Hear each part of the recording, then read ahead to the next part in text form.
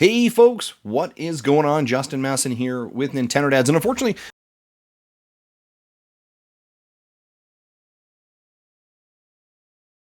your opinion of Overwatch 2. You're the Overwatch fan. You've been super excited, so I figure I'll do a little section of what I've been playing. But I've been playing some Overwatch. Let's talk about Overwatch, Overwatch 2 specifically, and what my thoughts are on the game as it released. Now, first and foremost, you might be aware that I am a bit of a online fan of games, right? Battle Pass, free to play, all those kind of games. But I'm also actually a really big Overwatch fan. The original Overwatch I put in about 75 hours on. PS, I didn't own it anywhere except for on the Nintendo Switch. So there's an idea of how much I really, really enjoy it. And I was super, super excited to jump into Overwatch 2.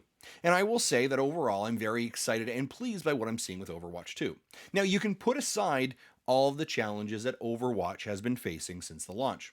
For those of you that are not in the know, on the day of the launch, it had a DDoS attack, which meant you were able to actually finally update the game. By the way, I was traveling at that time, and it took my hotel Wi-Fi approximately 3.5 hours to finally update. Once it updated, I saw the icon, the logo on my Switch change. I was excited to jump in. And then I was met by queues of over 2,000 people. To say that the launch of Overwatch 2 has been a little bit rocky is kind of a little bit of an understatement. For the last week at least, various times Activision Blizzard has had to take the game offline to make adjustments to the server. As a matter of fact, I'm recording this at about 3:40 p.m. Mountain Standard Time today on Thursday. Just before I jumped in, I decided that I would do an update to the game because it was available. I updated the game, and now I can't actually seem to get into play at all now. It says that I've connected to a game, found a game, and then nothing happens, and it says you have an error. So I'm hoping they're going to push out another patch. So to say that it's been rocky, yeah, it's been a little bit rocky. But let's put that aside in regards to how the actual game is. Well, let me start with this. Have you played Overwatch 1 before? Because if you have, you've kind of played Overwatch 2. There is a lot of similarities. Now, I would be remiss if I did not mention that there have been some significant changes to Overwatch 2. One of the very first things that you'll notice is, as opposed to a 6v6 matches, it's now moved 5v5, removing one of the tank options. Now, you might think, okay, well, this is so what? Well, actually, 5v5 versus 6 versus 6 actually dynamically changes the game. There's a lot more attention put on the tank role, a lot more requirements for the healing role, and your DPSs still need to be quite critical. It also means there's a little bit more movement around on the board. So overall, I'm really happy with that. But let's dive into a couple of more of the things that have changed in regards to Overwatch as well. So I'm actually, if you're watching along, I'm going to jump right into it. I'm going to jump into the hero section. So here we go. We have tanks, damage, and support. In all three categories, tank, damage, and support, there are new characters added. First one in tank is Junker Queen. Over in damage, they have added Sojourn, and by the way, Sojourn is Canadian, so what up, A? Good representation of Canada. And then over on the support side, we have Kiriko, who has been added as well. So this is great. More characters, new characters, fantastic. But you can actually see, if you're scrolling through, if you're watching me, that certain heroes are actually locked or currently disabled. The reason being is that they've understood, as they have transitioned over to Overwatch 2, some of these characters are way overpowered and is actually requiring some work. Bastion has actually been taken right off of the complete roster and having to be reworked. That's kind of a bit crazy, actually. Bastion, for those of you who don't remember, he is a robot who is a turret, essentially, and it's pretty cool. I like him. I like playing with him a lot.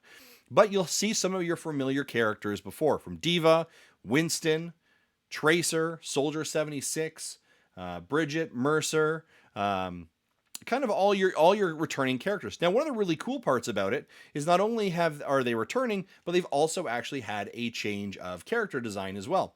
When you go in to actually look at the skins, you can see the original Overwatch 1 skin or the Overwatch 2 skin. So if they're having updates to the skins, you get that accessibility as well added, which is fantastic. Also, if you merged your accounts, you have all of your outfits and charms and that kind of content brought over from the last season as well. From last season, from Overwatch 1 as well. Listen, I'll put it very simply. if you're like, wow, Overwatch 2, this is fantastic. I would highly recommend jumping into it. But if you're also like, here, I'll be really straight to the point. The graphics, the gameplay looks really, really good. It looks just like Overwatch 1. Actually, I believe it, in my opinion, actually looks a little bit better. But I don't have any digital foundry side by side, blah, blah, blah. So through some research, I have discovered that basically everyone says it's running at 30 FPS, but nothing seems bad. The jaggies never seem bad. The draws to distance doesn't seem too horrible. So I think that Activision Blizzard has done a fantastic job in actually bringing Overwatch 2 to the Nintendo Switch. Now, I'll say the following. If you have another console more powerful, then yes, you're probably going to see a better graphics. There's no doubt about that. But also, you can't really just sit on your couch with your PlayStation 5 and play it in your lap while your wife decides to watch some weird murder show on Netflix. Not that that happens every single week. So, yes, you can play it other places. But as it relates to Nintendo, which is why you're here on the Nintendo Dad Show, it handles really, really well and is absolutely fantastic. And I have loved playing it in handheld, and I have loved playing it on my screen as well. Now, let's talk about the next big thing that happened to Overwatch. It's free to play. Overwatch 2 is free to play. You don't need to purchase Overwatch. It's free to play. So you can go and do that right now if you wanted. Now I will say if you're brand new to the Overwatch, you never played Overwatch 1 and you're now moving into Overwatch 2, there are some kind of hoops you need to jump through, like putting in a ton of hours to unlock the characters. This is really allowing Activision Blizzard to help you come on board and into the environment, into their game in a little bit of a way so it doesn't ruin your experience and doesn't become horrible and you just want to leave. Ideally, more players makes more games fun, makes more accessibility of content. Pretty simple, right? Now, I will say that with one other thing. What they have institutionalized is a battle pass. And ladies and gentlemen, mwah, you know I love me some Battle Pass, right? I am the Battle Pass connoisseur. So let's talk a little bit about Battle Pass, and let me tell you my thoughts on what Overwatch 2 has done for their Battle Pass. So I'm going to jump right into it. So off of the top, you have Play, Heroes, Shop. Now this is where you can actually, the shop is, you can go in and buy stuff. Pretty self-explanatory. But let's jump into the Battle Pass. One of the first things that you'll see off the Battle Pass is the Battle Pass is only 80 levels. You might be like, okay, and the traditional Battle Pass that you'd see from something like Apex Legends or Fortnite is actually 100 levels as opposed to 80. Now, this may be like, okay, what's the big deal? Well, the big deal here is that you actually also have to recognize that Overwatch's seasons are shorter than traditional other free-to-play games that use battle passes. So, for example, Apex Legends or Fortnite uses about a 3-month, sometimes 3.5-month window for their season to complete all 100 levels, or once that time's done, they start the new season. In this scenario, Overwatch 2 is using approximately 8 to 9 weeks. So it actually means that you have to really be functionally in a lot more often to ensure that you're really grinding and getting the value. I think this is actually a miss on Overwatch. It's 9 weeks is a little bit tight to be able to complete everything you want, especially when you're battling potentially with other free-to-play games with battle passes. Now, this is the catch. The reason they say this is, well, how about we put this hill up there so you have to really climb this hill so you don't have time for other games. Overwatch wants you in their ecosystem. So from a player's perspective, this isn't great. From a business perspective, this is a fantastic idea because to get your value, you have to jump in and you have to play right off the hop as much as possible. So let's break down the Battle Pass a little bit more. So this is the Battle Pass that I have right in front of me. What you'll see here is pretty standard. Actually, right now, this is one of the things I do like that Overwatch ended up doing is that right off the hop, once you unlock your Battle Pass, you come into Tier 1 rewards, which included 4 items. In this case, it was a Kiriko's legendary skin, a charm bracelet, a legendary skin for, Kiriko, a legendary skin for Diva, a charm bracelet, and 20% all XP all season as well. So this is great. Apex does this as well. Their first level is a lot of the skins that you end up really getting value for, right? People like the new skins and new looks, where Fortnite uses this throughout. They, instead of having skins, it's actually new character models. Now remember, you're not getting new character models here, you're getting skins for these characters. So skins up front are great. As you scroll through, you see some pretty standard stuff. This is a logo that you'd have in my case right now. It says my name, and I'm using the Overwatch icon. So this is kind of changing out icons. We have banners, we have audio files, we have emotes, and this kind of stuff. We see sprays and stickers, kind of very common stuff. And then around certain levels, like 10, you get different skins. In this case, Winston, and you can kind of scroll through and see. Again, here is a banner, right? And you can follow along, and there's a charm. You can follow along and see what level that you need to get these areas. So this is pretty common for most battle passes. Again, I think this is actually pretty good. And I actually like the flow of it. Looks very easy to see here, understandable about what's going on. And the really nice part about this as well is you can notice it actually shows kind of the progress down at the bottom of the area. So in this case, on Winston's skin, you can see just below the 10, it looks like I'm about 80% done. Means I haven't fully accomplished it yet. And it also says on the right-hand side, the experience required. So in this case, it requires 10,000 XP. I have 8,219. And you can also take a bit of a look if you want to peek into it and actually see the model as well. So they do a great job kind of making this a very easily accessible platform for you to kind of jump in and take a look at it. A couple of the other things we'll jump into here as well is challenges. So they do challenges in a couple of ways. They do daily, weekly, season, competitive, lifetime, and hero. So in your daily challenges, there's kind of what you would expect. You would jump in and say, there are daily things that I need to complete, and I have a certain amount of time to complete them. In this case, I have 10 hours to complete my daily challenges. Now, in this case, if I take a look at them, they were some as simple as emote hello to a teammate, earn 10 assists or eliminations without dying, complete 3 games queued for all roles. Now this goes into the game selections area that you can choose. So where do you want to queue and how do you want to be incentivized? First win of the day. So I've completed all those. When I complete all those, you can see I get 3,000 XP for each and every single one of them. So about 10,000 XP per day I can approximately earn just on that alone, which means I can essentially get a level every single day. The next one that you move over to, and this is actually where I kind of have a little bit of a I don't like that about this battle pass. Most battle passes, again, I'm going to go to Apex Legends and Fortnite. With 100 days, there are specific points within that battle pass because battle passes have to incentivize you to keep moving forward. Typically in those battle passes, you'll have V-Bucks or whatever Apex's equivalent is. I can't remember what it is. And those V-Bucks allow you to purchase things in the store or allow you to actually use them to purchase the next season. Unfortunately, what I'm seeing from, and so basically they have enough in that season that if you earn all the V-Bucks, that season actually pays for the next season.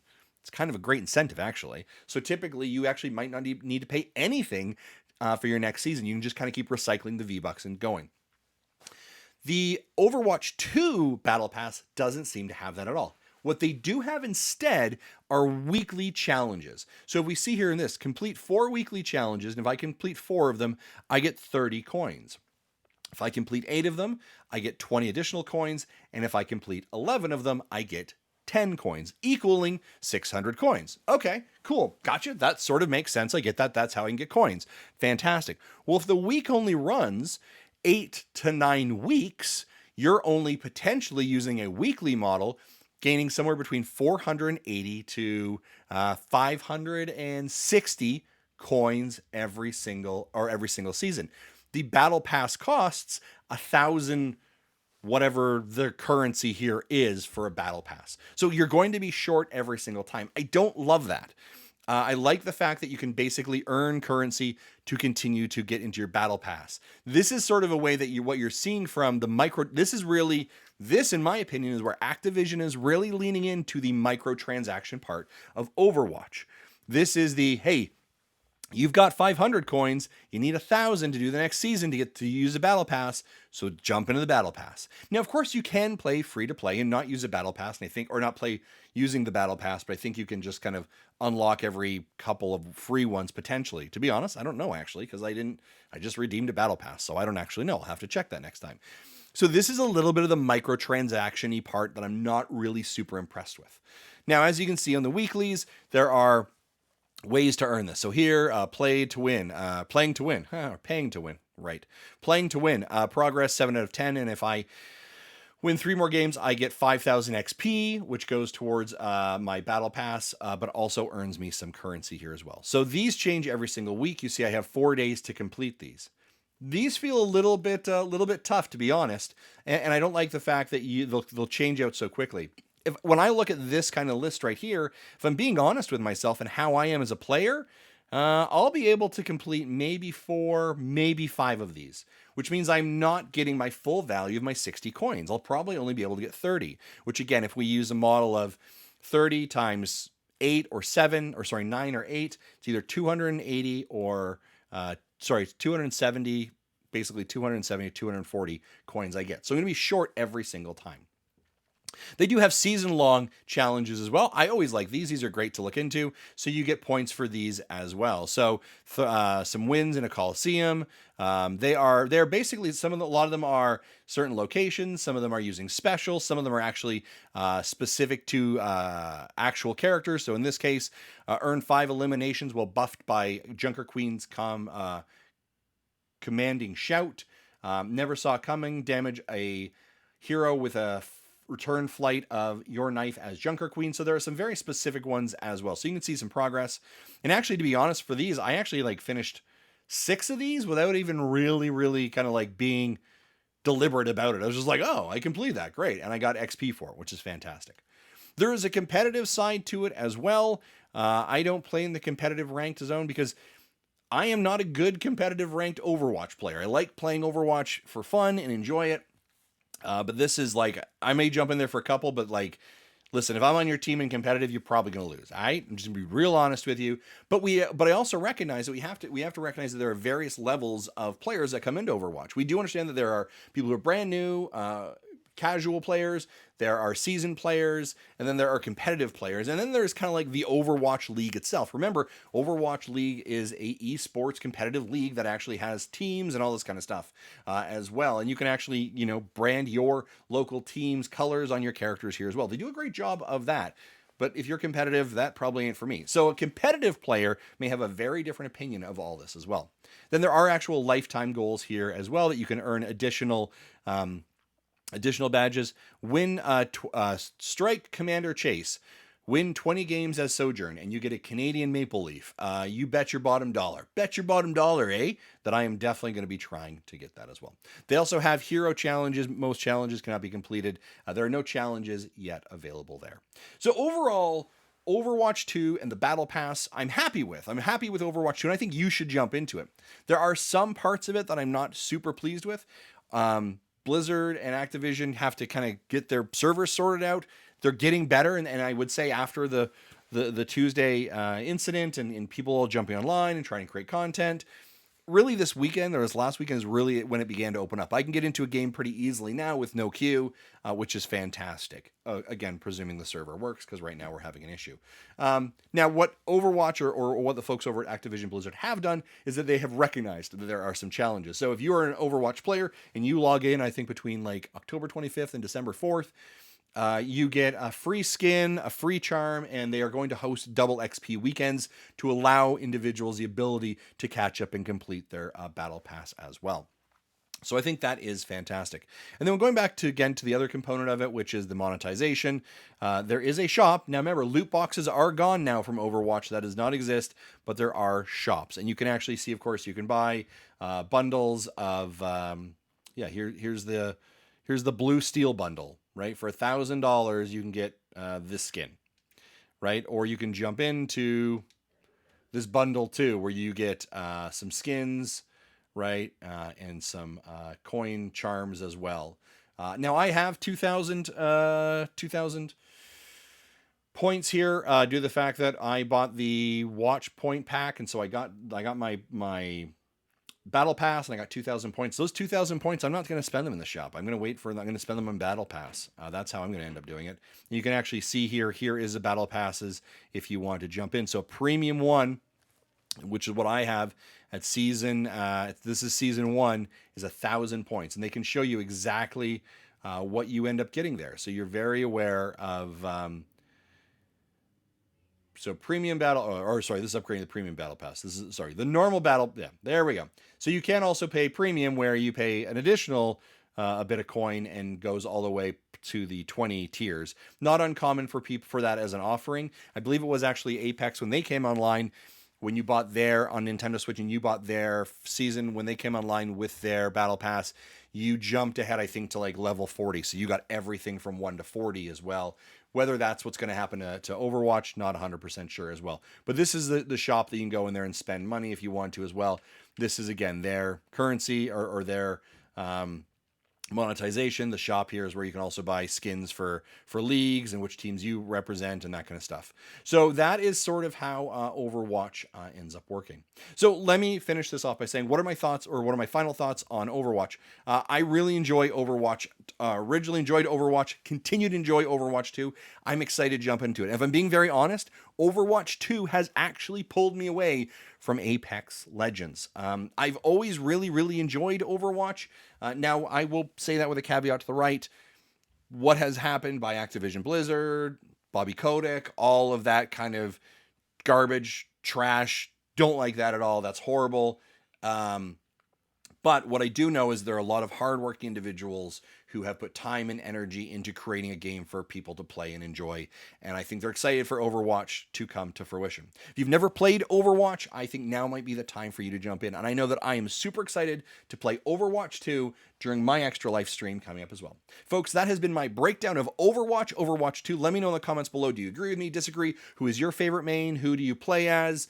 All of that. And yeah, thanks for watching, guys. Hopefully you've enjoyed this like breakdown of Overwatch. Take care. Bye-bye.